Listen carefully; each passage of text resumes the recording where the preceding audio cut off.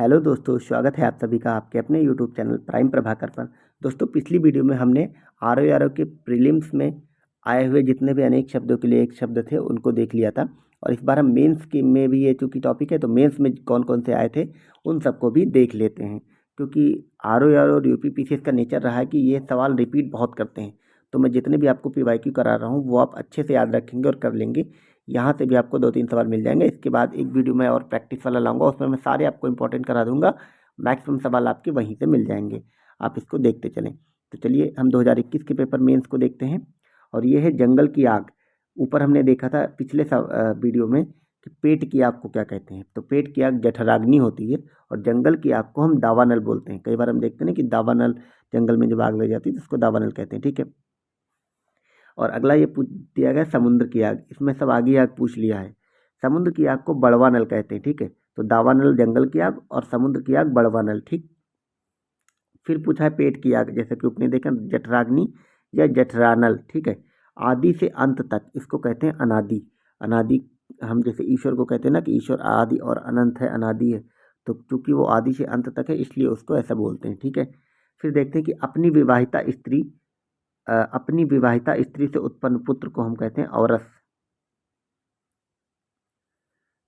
जैसे प्री में सवाल आया था कि जो अविवाहित कन्या होती है उससे जो पुत्र उत्पन्न होता है उसको हम क्या कहते हैं। और इसमें यहाँ पे पूछ लिया कि विवाहिता स्त्री से उत्पन्न पुत्र को क्या कहेंगे। ठीक है। तो विवाहिता स्त्री से उत्पन्न जो पुत्र होता है उसको औरस कहते हैं। ठीक है। जो ज्ञात इतिहास से पहले का हो उसे अनैतिहासिक कहते हैं और जो इतिहास का हो उसे ऐतिहासिक कहेंगे। जो अचानक आंखों से ओझल हो गया हो उसे अंतर्धान कहते हैं। हम अक्सर टीवी सीरियल वगैरह में जो रामायण महाभारत वगैरह देखते थे, धार्मिक सीरियल, उसमें जो ईश्वर सत्ता वाले ईश्वर होते थे वो सब अंतर्धान हो जाते थे। ठीक। जो बाएं हाथ से सधा हुआ उसको सभ्यचार साची कहते हैं। ठीक है। आपको याद रखना है कि वह व्यक्ति जो बाएं हाथ में भी निपुण है उसको सभ्यसाची कहेंगे। ये अर्जुन का एक नाम भी है, पर्यायवाची में आ जाता है। अर्जुन को सभ्यसाची भी कहते थे क्योंकि अर्जुन दाएं और बाएं दोनों हाथ से धनुष चलाते थे। अगला देखते हैं कि मोक्ष पाने की इच्छा रखने वाला मुमुक्षु होता है।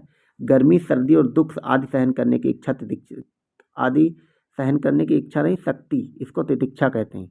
तितिक्षा वह शक्ति होता है जिसके तहत व्यक्ति सर्दी, गर्मी, दुख सब कुछ सहन कर ले, वो तितिक्षा होती है। ठीक है। अगला देखते हैं कि तैरने या मोक्ष पाने का इच्छुक व्यक्ति उसको क्या कहेंगे, उसको कहेंगे तितीर्षु। ये इसमें बहुत सारे सवाल मेंस में वही आए जो प्रीलिम्स में आपने अगर प्रीलिम्स पहला वीडियो मेरे देखा तो आपने देखा होगा। इसमें से जो ये 10 के 10 दिए हुए हैं ना, 10 में से कम 7-8 प्रीलिम्स में आए, वही मेंस में उठा के पूछ लिया है। ठीक है। तो हमने देखा तैरने या मोक्ष पाने का इच्छुक तितीर्षु कहलाता है और जिसमें सहनशीलता हो या तितिक्षा हो उसको कहेंगे तितिक्षु। ठीक है। अब हम 2017 का पेपर देखेंगे। 2017 का पेपर देखेंगे। जिसका निवारण अत्यंत कष्ट से किया गया हो उसको कहेंगे दुर्निवार। जो पान करने योग्य नहीं है उसको कहेंगे अपेय। ठीक। पान करने योग्य का मतलब जिसे खा नहीं सकते, आप पी नहीं सकते, उसको बोलते हैं। ठीक है। बहुत बोलता उसको वाचाल, कम बोलने वाला मितभाषी। जंगल की आग, इसको दावानल। देख रहे हैं आप, बार बार वही सवाल आ रहा है। आगे की सोचने वाला व्यक्ति अग्रसोची कहलाता है। समुद्र की आग, ये फिर रिपीट हुआ, बड़वा नल। पेट की आग, जठराग्नि, ये आग वाला तो बार बार रिपीट कर रहा है। जो भेदा या तोड़ा ना जा सके उसको अभेद्य कहते हैं। ठीक है। पुराने जमाने में अभेद्य दुर्ग बनते थे। अगला देखते हैं कि कान के नीचे लटकता हुआ कोमल भाग, वो कहलाता है कर्णपाली। जिसमें महिलाएं या कुछ पुरुष भी कान में जो बाली वगैरह जो भी पहनते हैं उस वाले जो कान का हिस्सा उसको कर्णपाली कहेंगे।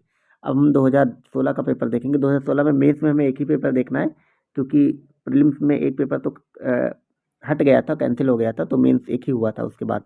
ठीक है। देखते हैं।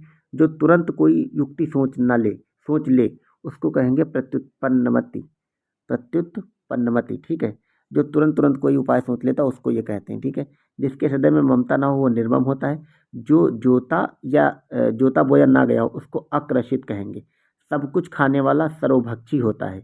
जो एक जगह से दूसरी जगह न ले जा सके उसको स्थावर कहते हैं। इसी स्थावर को हम बोल देते हैं क्या, अ, अचल संपत्ति बोलते हैं। ठीक है। क्योंकि एक स्थान से दूसरे स्थान पर ले जा नहीं जा सकता।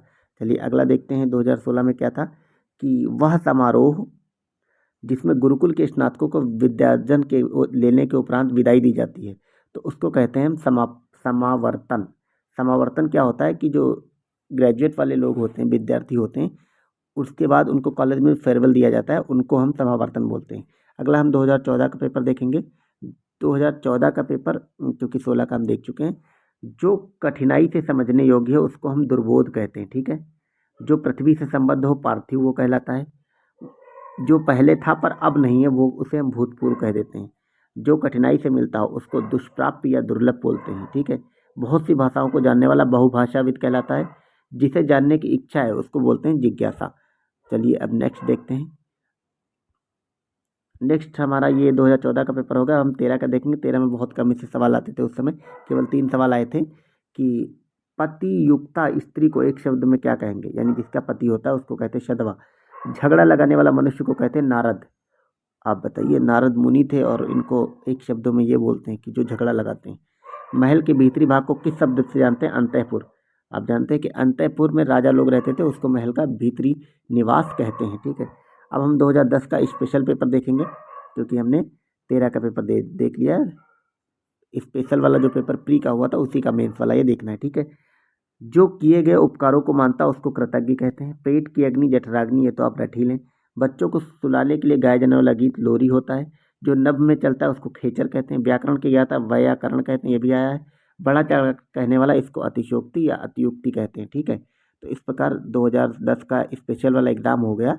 अब हम 2010 का जो प्री हुआ था उसके मेंस में कौन कौन से सवाल आए थे वो भी देख लेते हैं। वो भी लगभग मोस्टली सब रिपीटेड वाले हैं, देख लेते हैं, थोड़े से बचे हैं। जो स्त्री सूर्य भी ना देख सके, यानी जो राजा के अंतःपुर या रनिवास में रहती थी स्त्रियां, उसको अशूर्यम पश्या या अशूर्य पश्या कहते थे, ठीक है।